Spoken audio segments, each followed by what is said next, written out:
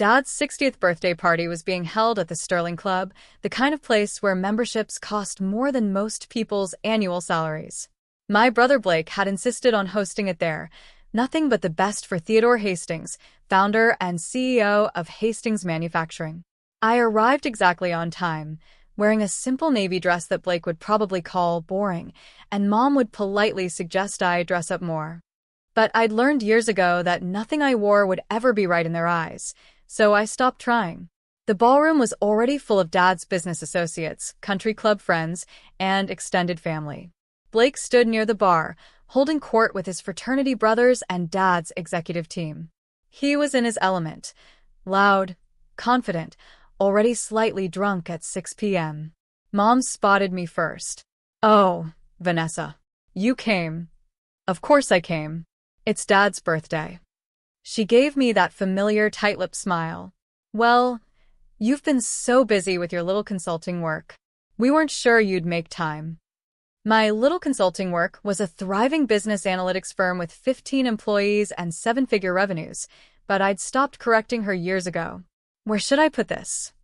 I held up the gift I'd brought, a first edition of Dad's favorite business book that I'd tracked down after 3 months of searching. "Oh, just put it on the table with the others." She was already looking past me, waving at someone more important. I set the carefully wrapped book among the pile of expensive golf clubs, designer watches, and premium whiskey bottles. My gift looked modest by comparison, but Dad would understand. At least, the father I'd known growing up would have. I wasn't sure about the man he'd become. "Vanessa." Blake's voice boomed across the room. "Look who decided to show up. Must have been a slow day at the office." His friends laughed. I smiled politely and headed toward the buffet table, helping myself to food while trying to be invisible. It was a skill I'd perfected over the years. Blake followed me because of course he did. You could have at least tried to look festive. This is a celebration." "I'm celebrating," I said calmly. Quietly. "That's your problem, Ness. Everything's always quiet with you. No ambition, no drive. Dad built an empire and you're content running a little spreadsheet business." I took a bite of salmon and said nothing. Engaging with Blake when he was drinking never ended well. "But hey," he continued, draping an arm around my shoulders in a way that looked affectionate but felt possessive, "at least you'll be taken care of. Family's family, right? Even if you didn't earn it." I stepped away from his arm. "Excuse me." I found a quiet corner and ate my dinner, watching the party unfold. Dad was in his element too, glad-handing and networking even at his own birthday party. Mom floated between groups, playing the perfect hostess. Blake grew louder with each drink. And I stayed in my corner, invisible as always, until Dad stood up to give a speech. "Thank you all for coming," he said, his voice carrying across the ballroom. 60 years old. Hard to believe. Feels like just yesterday, I was starting Hastings Manufacturing in a rented garage with nothing but a drill press and a dream. Applause. Dad smiled, basking in it. "I've been blessed in business and in life. Great friends, wonderful colleagues, and most importantly, family." He gestured toward Mom, who beamed. Then toward Blake, who stood up straighter. "My son Blake, who's been working alongside me for the past 8 years. Learning the business inside and out." More applause. Blake actually took a small bow. Dad's eyes found me in my corner. "And my daughter Vanessa, who's always been, well, she's here tonight and that means a lot." Polite, scattered applause. I nodded slightly, used to being the afterthought. "I'm not getting any younger," Dad continued. "And I've been thinking a lot about legacy, about succession, about what happens to Hastings Manufacturing when I'm gone." The room went silent. This was what everyone had been waiting for. "I haven't made any final decisions yet," Dad said, and I saw Blake's face fall slightly. "But I want you all to know that the company is in good hands. The next generation of Hastings leadership is ready." He raised his glass. "To family, to business, and to the future." "To the future," everyone echoed. As the party continued, I noticed Blake pulling Dad aside, their heads close together in intense conversation. I couldn't hear what they were saying, but Blake's body language was urgent, almost pleading. Dad patted his shoulder and nodded. Blake's face broke into a huge grin. 20 minutes later, Blake was back with his friends at the bar, and I was close enough to hear their conversation while pretending to examine the dessert table. "It's happening," Blake said, his voice carrying that particular tone of drunk confidence. "Dad's signing the business over to me. Finally." "Seriously?" one of his friends asked. "The whole thing?" 85%, Blake said. "Keeping 15 for himself to advise, but I'll be CEO, majority owner, the whole deal. We're meeting with the lawyers next week to draw up the papers." "What about your sister?" Blake snorted. "What about her? She walked away from the family business years ago to play with spreadsheets. Dad's giving her some token payout, but the company goes to me. As it should. I've earned this. I've put in the work." "She doesn't deserve it anyway," another friend chimed in. "No offense, but she's barely even here half the time." "Exactly," Blake agreed. "Dad built this company for someone who'd appreciate it, who'd carry on the legacy. That's me, not her." They all raised their glasses in congratulations. I watched Blake's face, flushed with alcohol and triumph and certainty that he'd finally won. I picked up a small plate of dessert and went back to my corner.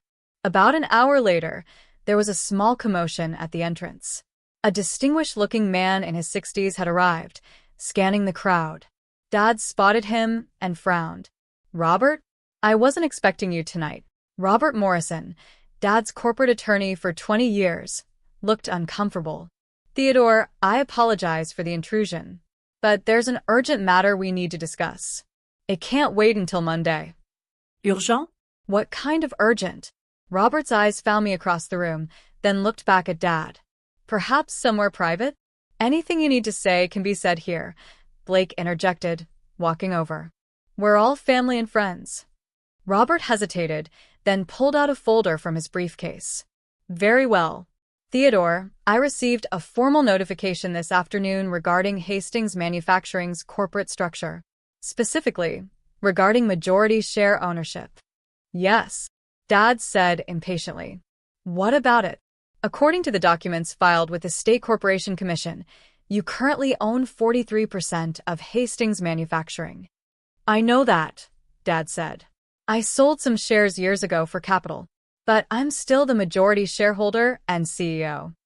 "Actually," Robert said carefully, "you're not the majority shareholder." The room had gone completely silent. Everyone was listening now. Blake laughed. "Of course he is. Who else would?" "Your sister," Robert interrupted, looking directly at Blake. "Vanessa holds 81% of voting shares in Hastings Manufacturing. She's held majority control for 7 years." The glass in Blake's hand slipped and shattered on the marble floor. The silence that followed was absolute. "That's impossible," Dad said, his face going pale. "I never sold her." "You didn't," Robert agreed. "Harold Hastings did." "Grandpa," Blake stammered. "Grandpa's been dead for 9 years. 8 years and 7 months, I said quietly, speaking for the first time. "He died 2 weeks after I graduated from business school." All eyes turned to me. Robert nodded. "Harold Hastings owned 51% of the company as founder. When he passed, according to his will and trust documents, those shares were transferred to his granddaughter, Vanessa Marie Hastings." "Why wasn't I told about this?" Dad demanded. "You were told," Robert said gently. "I personally delivered the notification to you 8 years ago. You were not in a good place at the time. Your father's death hit you hard. You said you'd deal with it later and never followed up." I watched Dad's face as memory struggled through denial. His father had died suddenly, a heart attack at 72. Dad had been devastated, barely functional for months. "I don't remember," Dad started. "I have the signed receipt," Robert said, pulling out another document. "And copies of the stock transfer certificates. And the updated corporate bylaws. And the annual proxy votes that Vanessa has been submitting for the past 7 years, all properly documented and filed." Blake turned to me, his face twisted with confusion and rage. "You've owned the company for 7 years? And you never said anything?" "You never asked," I replied calmly. "I've been working there." He stopped, realization dawning. Wait. Is this why? Why what? I asked, though I knew exactly where he was going. Why Dad never actually made me a partner? Why the COO position never materialized? Why I'm still listed as Senior Vice President instead of Executive VP like I was promised? Blake, Dad started. Because SHE owns the company, Blake shouted. Because nothing could happen without her approval. This whole time, you've been sabotaging me. I haven't sabotaged anything, I said. I've been protecting the company. Protecting it from what? I set down my dessert plate and walked to the center of the room. From you, Blake. From your terrible decisions. From your drinking. From your tendency to treat Dad's employees like servants and Dad's money like your own personal fund. That's not true. Isn't it? I looked at Dad. Should I detail the financial review I've been conducting for the past 7 years? The one that shows approximately $3.2 million in questionable expenses charged to Blake's corporate account. Dad's face went from pale to gray. Vanessa, Mom said sharply, this is not the time or place. Mom, when would be the time? When Blake bankrupts the company.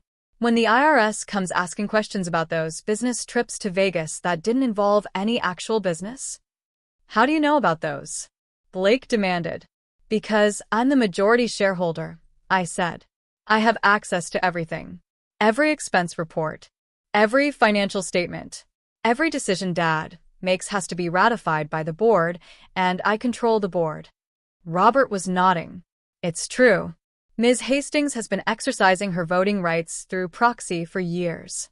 She's approved all major financial decisions, vetoed several questionable initiatives, and maintained oversight of company operations. You've been spying on me, Blake accused. I've been doing my fiduciary duty as majority shareholder, I corrected.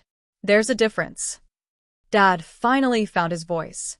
Vanessa, why didn't you tell me? Why didn't we discuss this? We did discuss it, Dad. 8 years ago. You told me to handle it because you couldn't deal with Grandpa's death. So I handled it. By secretly controlling my company? It's not your company, I said gently but firmly. It's Grandpa's company. He founded it. He built it.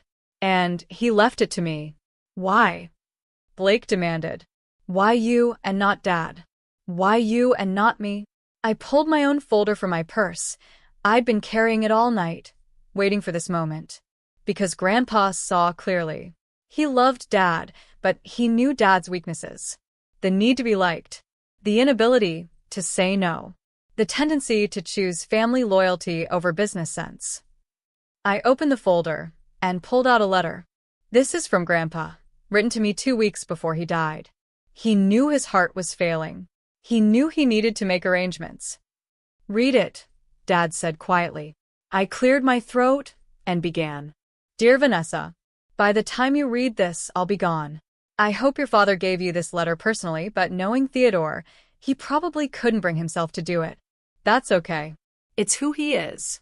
I'm leaving you controlling interest in Hastings Manufacturing. Not because I love you more than your father or your brother, but because I trust you more.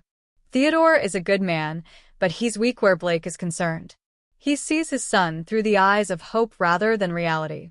Blake is charming, confident, and utterly unfit to run this company. You, on the other hand, have something your brother lacks: integrity. You also have what your father lacks: the ability to make hard decisions. I know this will cause family problems. I know Theodore will be hurt. I know Blake will be furious. But sometimes love means protecting people from themselves. The company needs someone who'll put its interests first, who'll protect our employees, who'll maintain the standards I built over 40 years. That's you, Vanessa. It's always been you. I'm sorry to put this burden on you, but I trust you to carry it well. Asterisk love always, Grandpa Harold. The silence in the room was deafening. I folded the letter carefully and put it back in the folder. So that's it. Blake's voice was shaking. 8 years of my life, working for a company I thought I'd inherit, and it was all a lie. It wasn't a lie, I said. You do important work at Hastings. You're good at client relations, at sales, at being the public face. But Blake, you're not CEO material. You know it. I know it. Grandpa knew it. That's not your decision to make. Actually, it is. I'm the majority shareholder, which means I decide who runs the company. Dad spoke up, his voice heavy.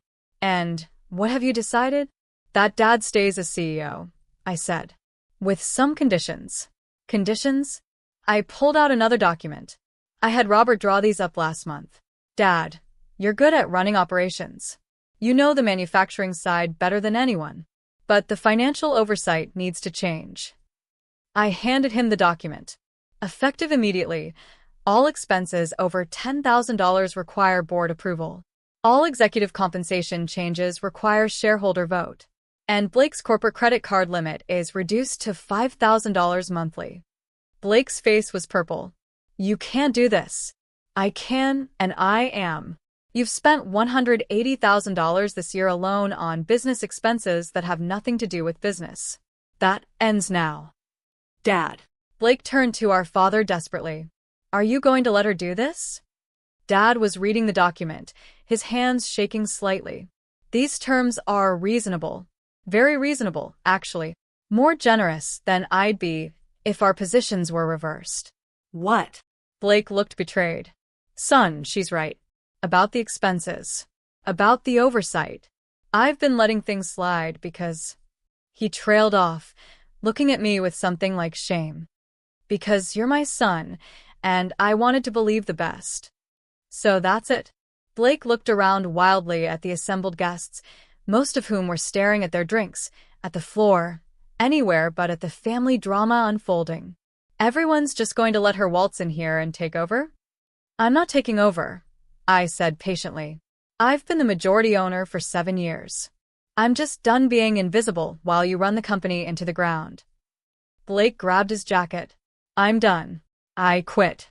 You can run your precious company yourself. Blake, wait. Dad started. But Blake was already storming out, his friends trailing awkwardly behind him. The party, unsurprisingly, ended shortly after that. Dad called an emergency board meeting for Monday morning. I drove down from my home office Sunday night, checking into a hotel near Hastings Manufacturing Headquarters.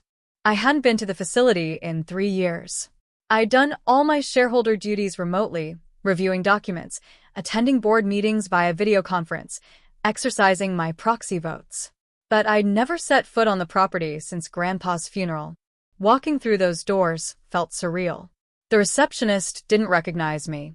Can I help you? Vanessa Hastings. I'm here for the board meeting. Her eyes widened. Oh, Ms. Hastings. I'm so sorry, I didn't realize. Please go right up. Conference room A. I took the elevator to the 3rd floor. The executive suite looked exactly as I remembered. Same dark wood paneling, same corporate photography, same slightly musty smell of old carpet. The conference room was full. Dad sat at the head of the table, looking like he'd aged a decade over the weekend. The 5 board members, all old friends of Grandpa's who'd served for years, sat in awkward silence. Vanessa, Dad said quietly. Thank you for coming. Of course. I took the seat at the opposite end of the table, the seat Grandpa used to occupy. Shall we begin? Asked Martin Chen, the board's senior member. Dad cleared his throat. As you're all aware, some information came to light this weekend regarding the company's ownership structure. Information I should have been clearer about years ago. He looked at me. Vanessa, would you like to address the board? I stood, pulling out my laptop. I've prepared a presentation. If I may. For the next hour, I walked them through everything. The share transfer. 7 years of proxy votes. Financial analyses. Blake's expense reports. Concerning patterns in company spending. Areas of inefficiency. Opportunities for growth.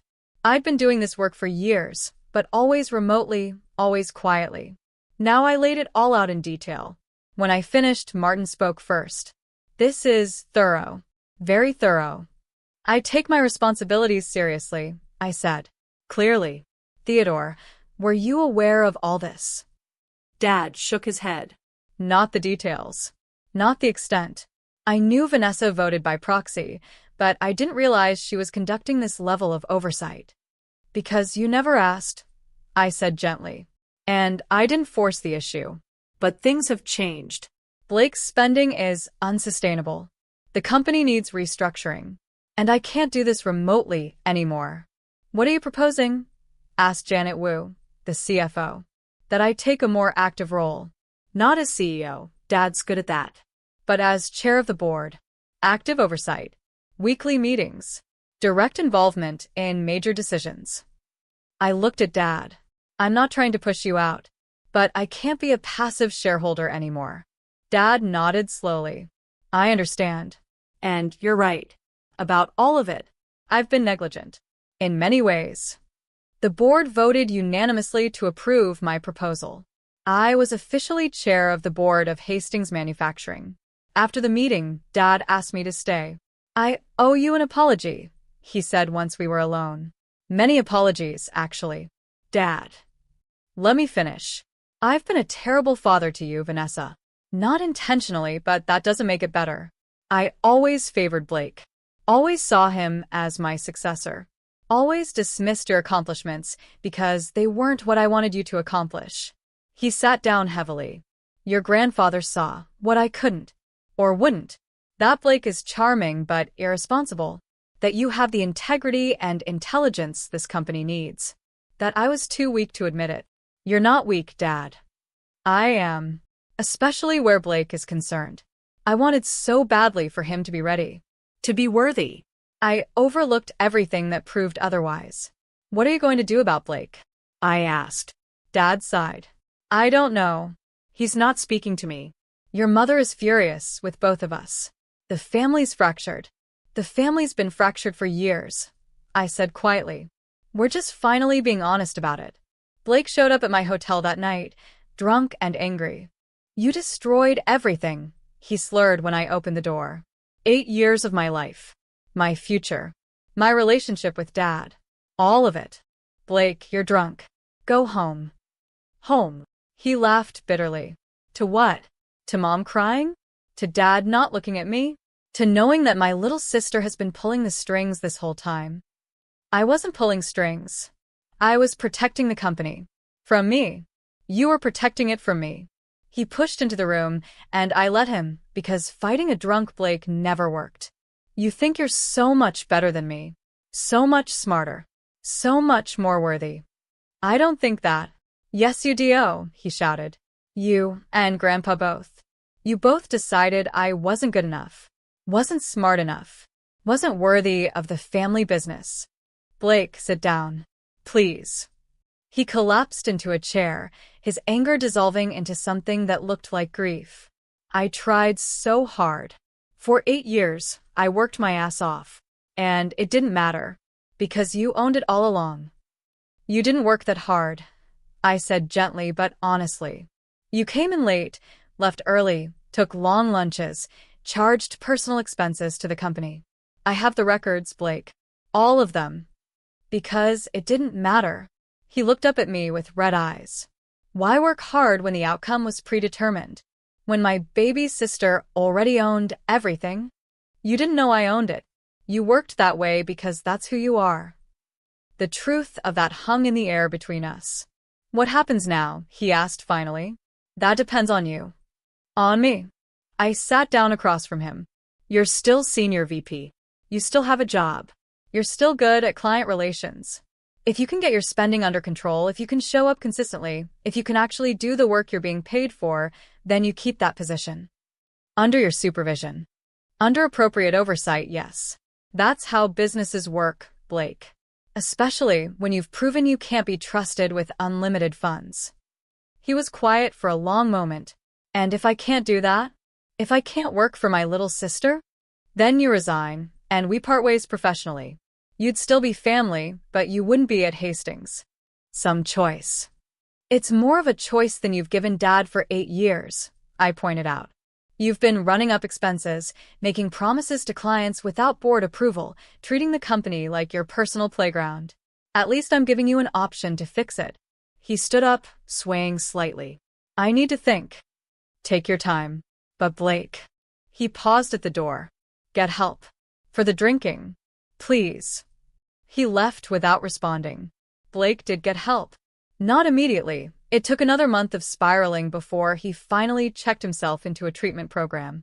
60 days inpatient, followed by intensive outpatient therapy. When he came back to work, he was different. Quieter. More focused. Actually present in meetings instead of just physically there.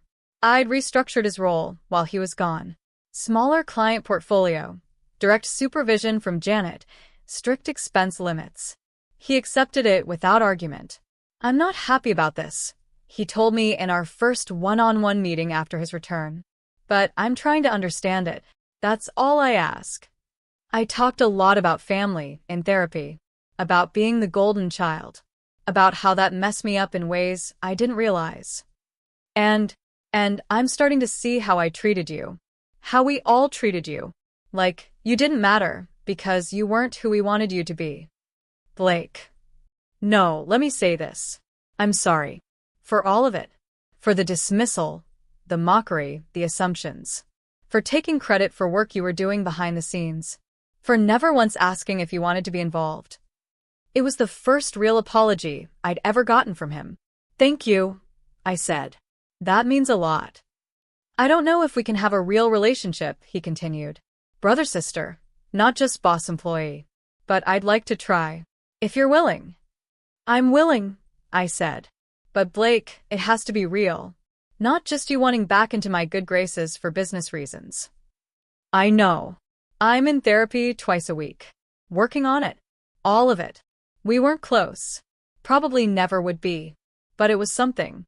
With active oversight, Hastings Manufacturing transformed.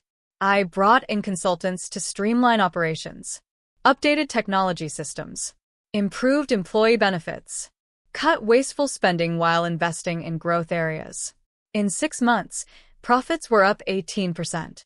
Employee satisfaction scores rose. We landed 3 major contracts that had been stalled for years. Dad and I developed a working rhythm. He handled day-to-day operations. I handled strategic planning and financial oversight. We met twice weekly to coordinate. "Your grandfather would be proud," he told me one day. "Of the company? Of you. Of how you've handled all this. I'm proud too, even though I haven't shown it well. You're showing it now. That matters." Mom was slower to come around. She still blamed me for ruining Blake's life and embarrassing the family. But eventually, even she had to admit the company was thriving. "I still don't understand why your grandfather did this," she said over lunch one day. "Why he cut out his own son. He didn't cut out Dad. Dad still has shares, still has salary, still runs the company. But you have control. Because Grandpa trusted me to use it well. And I have." She sighed. "I suppose you have. But it's changed everything." "Everything was already changed, Mom. We were just pretending otherwise." I stood in the conference room where, a year ago, Robert Morrison had shattered Blake's glass and my family's illusions. The board was assembled for our annual shareholder meeting. But this year, there was a new face, a young woman in her 20s, looking nervous. "Everyone," I said, "I'd like to introduce Taylor Morrison. She's joining our board as an advisor." Taylor just completed her MBA and has some innovative ideas about sustainable manufacturing. Taylor was Robert's granddaughter, brilliant and passionate about environmental business practices. She reminded me of myself at that age, full of ideas, desperate to prove herself, underestimated by everyone around her. I'd mentored her for 6 months. Now I was bringing her into the family business. "Vanessa," Dad said after the meeting. "Was that necessary? She's very young." "So, was I when Grandpa left me 81% of the company," I pointed out. "Age isn't the issue. Vision is." He nodded slowly. "You're building your own legacy." "I'm building Grandpa's legacy. The one he entrusted to me." That evening, I visited Grandpa's grave. I'd been coming monthly since that birthday party, updating him on the company, on the family, on everything he'd set in motion. "It's been a year, Grandpa," I said, arranging fresh flowers. "A year since everything came out. Since Blake learned the truth. Since Dad realized what you'd done." The cemetery was quiet, just birds and wind. The company's doing well. Really well. Blake's in recovery. Dad and I have a better relationship than we've had in years. Mom's mom. But she's trying. I sat on the bench near his headstone. I understand now why you did it. Why you gave me this burden. It wasn't just about protecting the company. It was about protecting me, giving me proof that I mattered, that I was worthy, that your faith in me was real and documented and legally binding. Tears came, but they were gentle, healing tears. You saw me when no one else did. You believed in me when my own parents couldn't. You gave me not just a company but validation. Purpose. The knowledge that I wasn't crazy for feeling dismissed and undervalued. I was being dismissed and undervalued. I wiped my eyes and smiled. Thank you, Grandpa. For the company, yes. But more importantly, for seeing me, really seeing me, and for trusting me with your life's work. The wind picked up, rustling through the trees. It felt like an answer. I stayed until sunset, then drove back to the office. There was work to do. There was always work to do. But now it was work I chose. Work I controlled. Work that validated everything I'd always known I was capable of. Grandpa had given me that gift, and I would honor it every single day.